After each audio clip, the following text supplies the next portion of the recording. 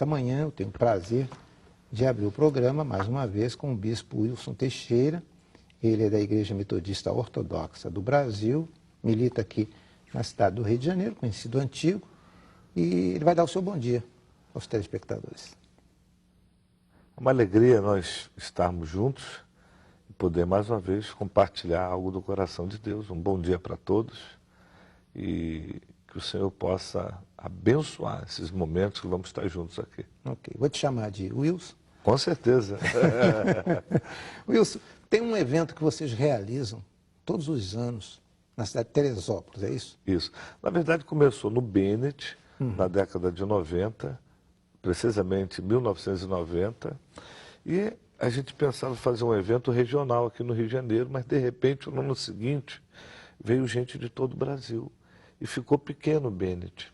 Nós fomos para Petrópolis, Teatro Quitandinha, onde nós ficamos ali mais ou menos uns 15 anos, muito bom local, um teatro excelente, e vieram mais pessoas de diversas partes do país, diversas igrejas evangélicas, porque é um evento indenominacional, não tem uma bandeira, isso aqui é bonito.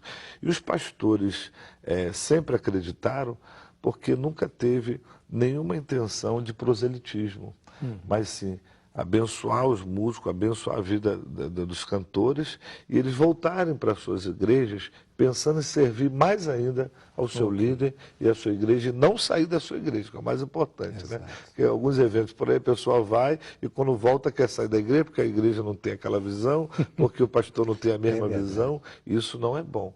A gente se propôs a fazer algo para edificar e fazer arder no coração das pessoas, chama da adoração.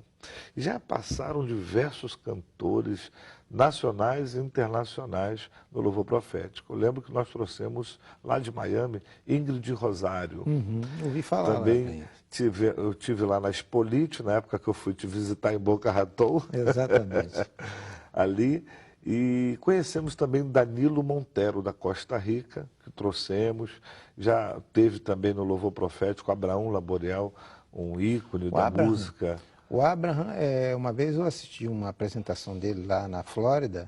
Isso, na Flórida. Em Hollywood, na cidade de Hollywood, da Flórida, onde se lançou um disco dele. Aquilo toca como ninguém, né? É verdade. Toca muito. E a gente trouxe ele fez um workshop, a turma gostou demais, foi muito abençoado. Eu queria até deixar, se for possível, o telefone e o site.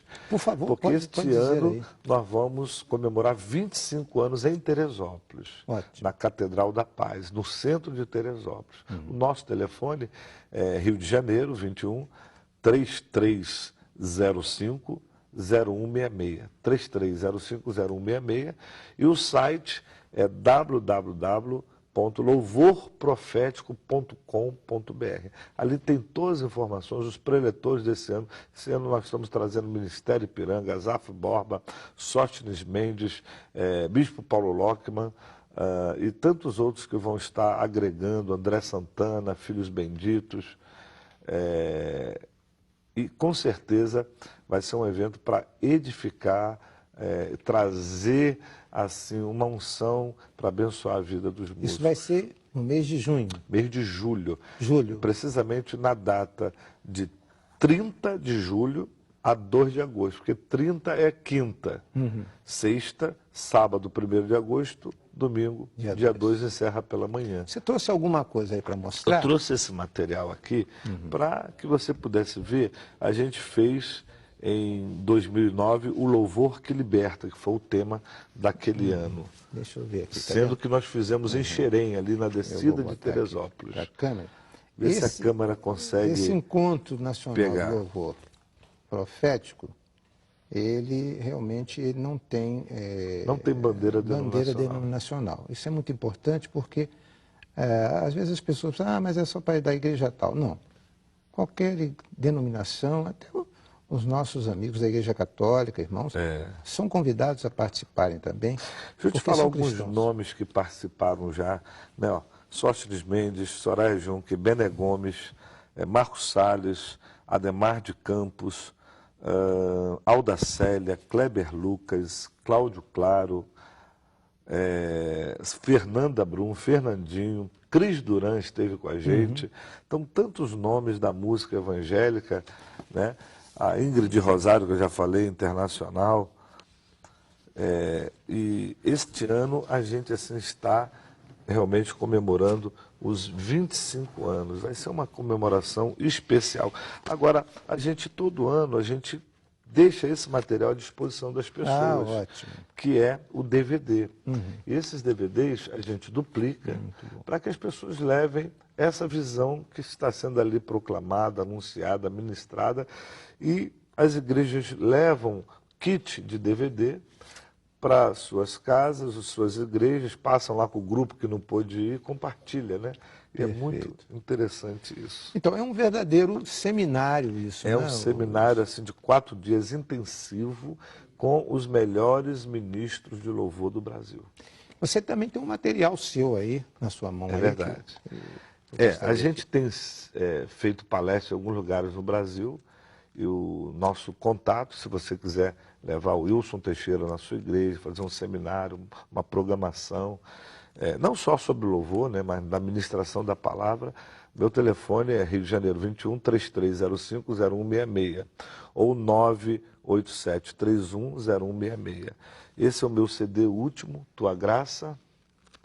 É um CD que a gente proclama a graça de Deus. Ele tem até a música número 9, músicas de louvor e adoração. Da 9 em diante, a gente fez um pouco eletrônica, pensando no evangelismo. Eu lembro daquelas cruzadas que eram feitas aqui no Brasil, Reencontro, Fanini e tantos outros que a gente pôde colaborar, aquela distribuição do livro mais importante, o amor. Então, eu sou desse tempo em que a igreja evangelizava, pregava a cruz, pregava o arrependimento, e isso era tão lindo na igreja, e isso a gente tem que manter acesa essa chama. Pois é, Wilson, mas veja bem, eu lembro muito isso no meu livro, Evangélicos no Brasil, da Era do Rádio à TV, que hoje os evangélicos são 40%, 50%, sei lá, no Brasil, porque houve evangelização. É verdade. Há 40, 50 anos alguém atrás, plantou a semente, alguém foi lá, desbravou. Exatamente, e a turma de hoje tem que continuar. E essa turma tem que agradecer a homens que vieram lá atrás e fizeram muito bem o seu papel de evangelizar o Brasil.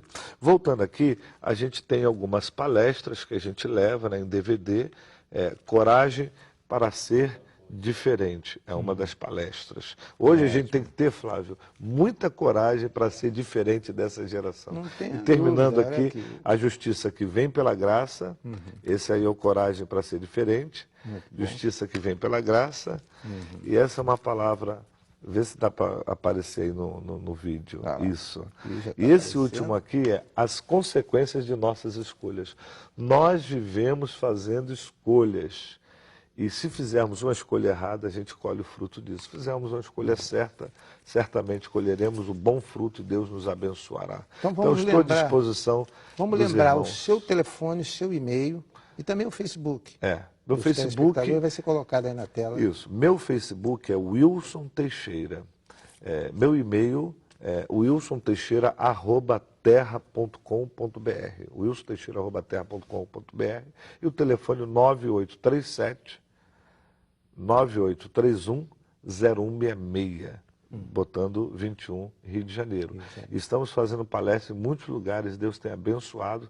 E uma coisa que diferencia, nós não cobramos o que as pessoas por aí pensam, né, e cobram. Nós vivemos, é claro, de oferta, a gasolina, isso é importante, mas a gente foge um pouco desse padrão aí, que está muita corrupção nessas questões aí no meio sacerdotal e de música cristã. É um problema sério. A gente tem que ser luz, né? Temos que ser luz, temos que ser sal para ser diferente e poder temperar. Então, eu acredito que Deus nos chamou para ser tempero nessa geração. Ok, Wilson, pode despedir aqui na sua câmera e estamos assim, encerrando essa nossa entrevista. Primeiramente, eu quero agradecer o seu convite e a minha alegria de revê-lo e ver você bem, com saúde, disposto, feliz, bonito, não muito diferente de 30 anos atrás que eu te conheci. Mas meu abraço a todos ali na Zona Oeste, no Rio de Janeiro, onde eu estou plantado, Igreja Metodista Ortodoxa em Senador Camará. E estamos à disposição para congressos, eventos, palestras, para abençoar sua vida, abençoar sua igreja e servir o corpo de Cristo. Nosso trabalho é indenominacional, sem barreiras denominacionais, sem fronteiras denominacionais, servindo ao corpo de Cristo. Ok, obrigado, Bispo Wilson Teixeira.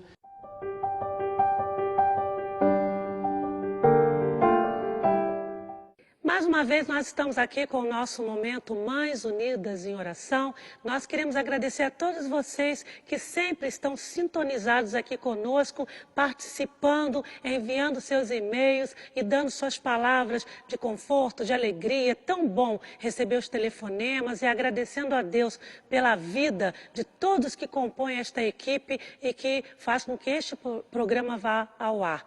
Eu estou aqui com o nosso livreto em sueco. Sabe, eu fico tão feliz porque quando a gente vê um livro que a gente quer produzir num idioma já é tão difícil, e quando a gente vê vários países, vários idiomas, várias línguas usando a mesma coisa, falando a mesma linguagem, usando a Bíblia, a palavra de Deus, crendo no poder de Deus, no poder da oração, é tão bom porque nós temos a mesma linguagem. E eu fico vendo às vezes no nosso Facebook, Mães Unidas em Oração, mães da Austrália, da Alemanha, da Suíça, da África, e mandam e-mails e traduzem pelo Google e chegam até nós e nós enviamos resposta. E a gente às vezes não entende aquele dialeto, mas há uma comunicação. E Deus tem feito uma obra tremenda do ministério no Brasil, em nossa pátria. Eu quero enviar um abraço muito caloroso para a Márcia Regina Pereira Rodrigues, ali de Fortaleza, Ceará. Nós temos ali a Faculdade 7 de Setembro,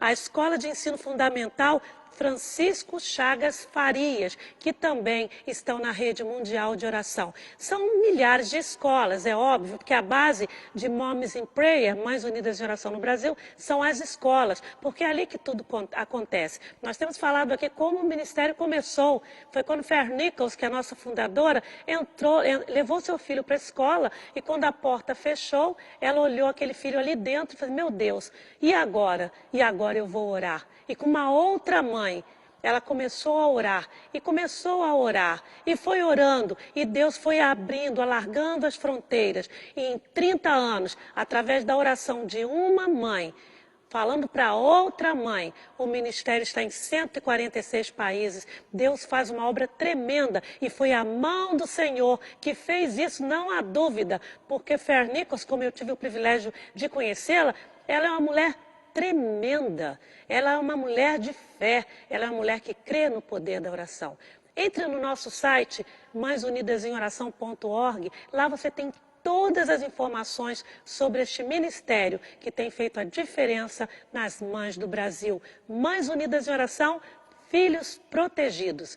Todo filho precisa de uma mãe que ora. Você já orou pelo seu filho hoje? Que o Senhor nos abençoe. Amém.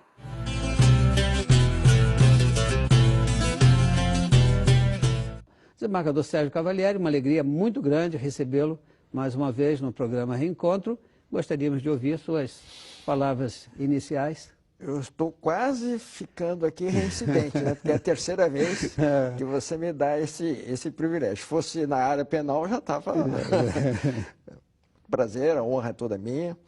E principalmente falar sobre a questão da formação jurídica do profissional de direito.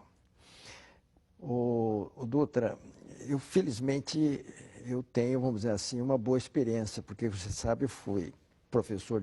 Agora eu não estou mais exercendo sala de aula, mas durante 40 anos enfrentei sala de aula. E era daquele professor, vamos dizer assim, Caxias. Aliás, nesse ponto eu devo testemunhar da sua correção com os horários e com as suas palavras. Eu sempre achei um absurdo, e lutei muito isso como coordenador, um absurdo o professor atrasar, deixar um aluno, uma sala de 40, 50 alunos esperando, não aparecer. Então, isso é um absurdo. E eu peguei essa ojeriza, o Dutra, quando eu fiz meu curso de Direito. Lamentavelmente, a Nacional, que era... Mas tinha professores que... Aluno para ele não era nada. Então, você estava lá... Então, peguei uma joelhiza com isso. E tenho a honra de dizer que, durante os 40 anos, nunca faltei uma aula. Deus deu saúde, nunca atrasei. Aliás, quando eu era presidente do tribunal, teve algumas reuniões em Brasília com os presidentes, mas sempre deixava um assistente, né, alguém para substituir. Então, se você exige que o aluno leve a sério o direito, o exemplo tem que ser dado pelo professor. Leva a sério. E aula preparada, pô. Bem estruturada, didaticamente, para que o aluno possa absorver. Então, com relação à formação, meu amigo, se você é estudante, pretende fazer direito, então, a primeira orientação que eu dou é isso. Curso de direito não depende tanto da faculdade, depende mais do aluno.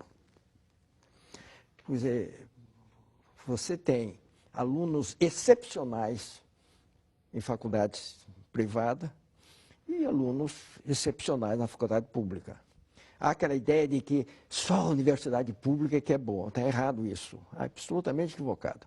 O que faz o bom aluno, o que faz o bom curso é o bom aluno. Então, depende do aluno. Eu não vou citar, mas minhas filhas todas, uma desembargadora, outra juíza, outra tenho uma sobrinha também juíza. Todas elas passaram muito bem em concurso, primeiro lugar, segundo lugar. Todas fizeram curso de Direito na universidade privada. Agora, ali, levado a sério. Segundo lugar, tem que se levar o estudo a sério desde o primeiro dia.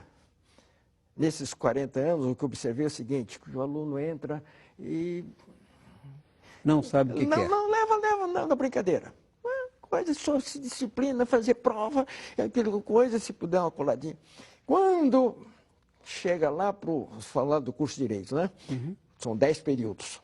Antigamente eram 5 anos, os 10 períodos. Quando chega no 9º período, aí ele começa a apavorar. Ah, tem prova da OAB.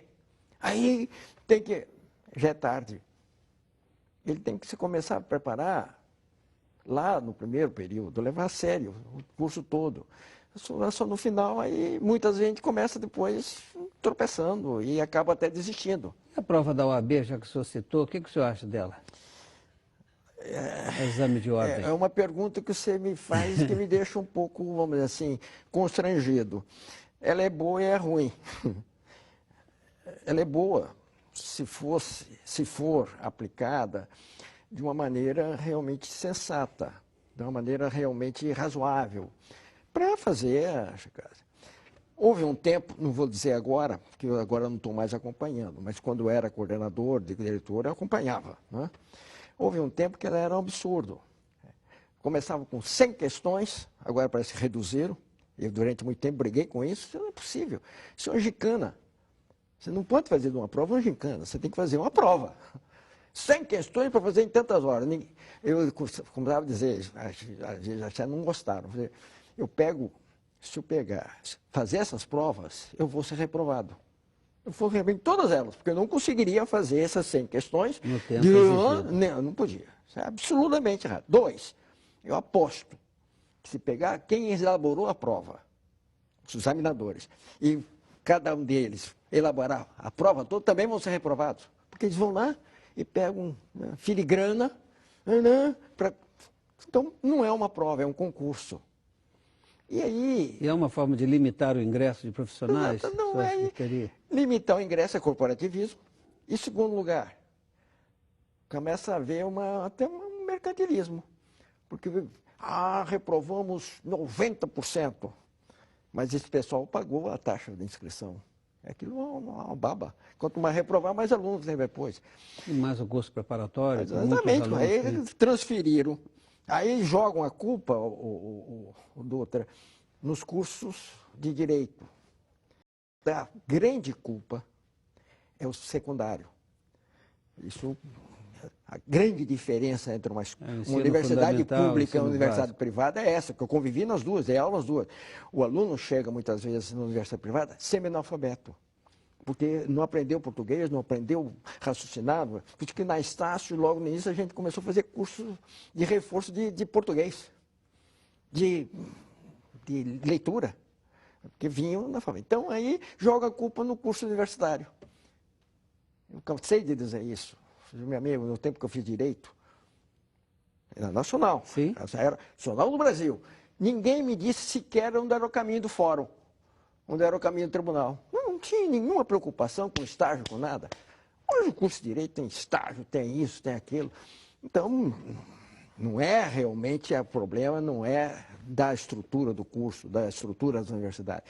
O problema é da formação que já vem do primeiro e segundo grau. Tá, mas então, de certa forma, o exame de ordem ele corrige, evitando que profissionais despreparados que já o vieram Sim, desse... se ela for aplicada como uma prova. Sim. E não como um concurso.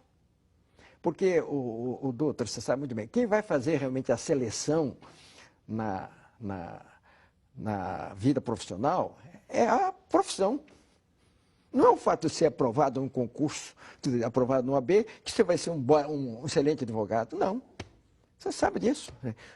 Inclusive, acho que um projeto de lei em andamento para acabar com o exame de ordem, alguma coisa assim. Pois é, eu não chegaria tanto, eu não chegaria tanto. O que eu tenho insistido, e agora não tenho mais acompanhado, mas parece que melhorou, mudaram algumas coisas, é que a prova seja realmente uma prova. Infelizmente. E não a gincana. Infelizmente, eu vou ter de dar a notícia que o nosso tempo, mais uma vez, acabou. E o nosso amigo já avisou, sinalizou que o... Mas quem desviou para esse negócio de prova da OAB foi você. Foi, e eu gostaria de ter meia hora, uma hora, para que nós pudéssemos conversar bastante sobre isso. Um bom dia, Deus o abençoe. Espero que a palavra desta hora abençoe a tua vida. Quero falar sobre o Espírito Santo na casa de Cornélio. No capítulo 10 de Atos dos Apóstolos, o texto sagrado diz assim: havia em Cesareia um homem chamado Cornélio, centurião italiano. Ele e toda a sua família eram religiosos e tementes a Deus. Dava muitas esmolas ao povo e orava continuamente a Deus. Mais uma vez, nós vemos nesse texto sagrado o episódio do derramamento do Espírito Santo. Eu chamo de segundo Pentecostes. Se para os judeus, eles achavam impossível os samaritanos receberem o Evangelho, receberem o Espírito Santo, e agora na casa de um pagão. Cornélio era um pagão. Ele era um centurião romano, ele representava o Império Romano e ele estava ali em Israel para dominar os judeus. Mas é interessante que ele toma conhecimento do Deus de Israel e diz o texto que ele era temente a Deus. Naquela época havia os que eram chamados de prosélitos. Quem eram os prosélitos? Eram aqueles que aderiam ao judaísmo, se submetiam à circuncisão, à tradição judaica e aceitavam a fé judaica. Esses eram considerados prosélitos. Mas aqueles que também temiam o mesmo Deus, mas não aceitavam se tornar judeus, eram chamados de tementes a Deus. E Cornélio, sendo cidadão romano, ele era um homem temente a Deus. E como tal, ele dava esmolas, ele dava muito dinheiro para as pessoas necessitadas. Ele era, portanto, um homem religioso. A Bíblia diz que ele chegou a ter visão. Deus deu a ele uma visão, ele viu anjos. Então você imagina, ele viu anjos, mas ele ainda não conhecia Jesus, ele era apenas religioso. E diz a palavra de Deus que ele fazia orações. Ele orava de contínuo a Deus. E em certo momento, ele teve uma experiência com Deus, e Deus então o orientou dizendo: manda chamar Pedro, manda chamar Pedro. Se lermos o restante do texto, vamos ver que ao mesmo tempo em que Deus estava falando com Cornélio, estava falando com Pedro. Porque Pedro não podia admitir entrar na casa de um romano, porque o romano era pagão e comia coisas que os judeus não comiam. Então Pedro tem uma visão, o céu se abre, um lençol desce até ele, cheio de animais impuros para os judeus, e ele ouve a voz do Senhor dizendo: Pedro, mata esses animais e come. E ele então, naquela visão, ele dizia, de forma alguma, eu não posso comer esses animais, são imundos, mas Deus dizia para ele, não torne imundo o que eu purifiquei, coma. Pedro não estava entendendo nada, mas na verdade Deus queria mostrar para ele que os pagãos, os romanos, não eram imundos para Deus. E naquele momento que Pedro está refletindo sobre a visão, chegam os mensageiros de Cornélio procurando Pedro.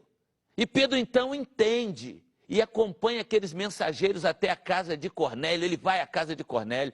Quando ele chega, a casa de Cornélio está repleta de pessoas para ouvir a palavra de Deus. E acontece um fato interessante. Quando Pedro chega, Cornélio se ajoelha, porque ele estava acostumado a se ajoelhar, se prostrar diante dos deuses pagãos. Mas Pedro estende a mão para Cornélio e diz, levanta porque eu também sou um homem como você. Nós somos todos iguais diante de Deus, pastores, apóstolos, bispos, não importa o título, nós somos todos iguais porque nos igualamos aos pés da cruz de Cristo. Mas é interessante que quando Pedro começa a falar na casa de Cornélio, repete-se o episódio do dia de Pentecostes e desce o Espírito Santo sobre todos que estavam naquela casa e eles foram cheios do Espírito Santo.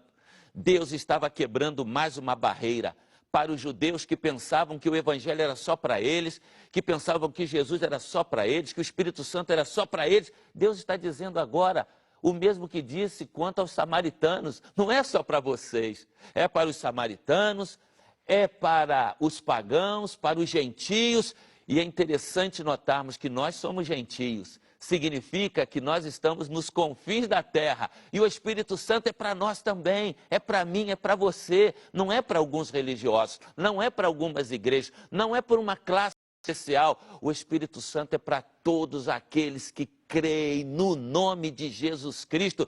Por isso o apóstolo Paulo, escrevendo aos romanos, agora já tinha uma igreja em Roma, e Paulo escreve aos romanos no capítulo 8, ele diz assim, vocês não estão mais na carne, mas vocês agora estão no Espírito, porque o Espírito Santo habita em vocês. Mas se alguém não tem o Espírito de Cristo, esse tal não é de Cristo. Então é impossível alguém ser discípulo de Jesus, seguir a Jesus, sem ter a unção do Espírito Santo na sua vida. Este fenômeno vai se repetir depois em Atos capítulo 19, quando Paulo vai pregar em Éfeso, e ele entra em Éfeso e encontra alguns discípulos de João que não tinham sido batizados no Espírito Santo, e Paulo então pergunta se eles conhecem o Espírito Santo, eles dizem, nós nem ouvimos falar. Paulo ora sobre eles, impõe-lhes as mãos, e eles são também batizados pelo Espírito Santo, terminando assim a inauguração do ministério do Espírito Santo, como obra inicial na face da terra, porque ele agora veio para ficar entre nós. Jesus disse, eu virei para estar em vocês para sempre. E agora eu termino dizendo que Paulo diz aos coríntios, aos crentes de Corinto, Corinto ficava na Grécia, e Paulo escreve à igreja de Corinto na sua primeira carta, capítulo 12, verso 13, ele diz, agora não há mais separação entre judeus e gregos, entre pobres e ricos, agora todos somos um só corpo pelo Espírito Santo de Deus que habita em nós. Que Deus te abençoe, que você seja um homem, uma mulher cheio do Espírito Santo de Deus, para que Deus possa usar poderosamente a sua vida. Que Deus te abençoe, é a minha oração.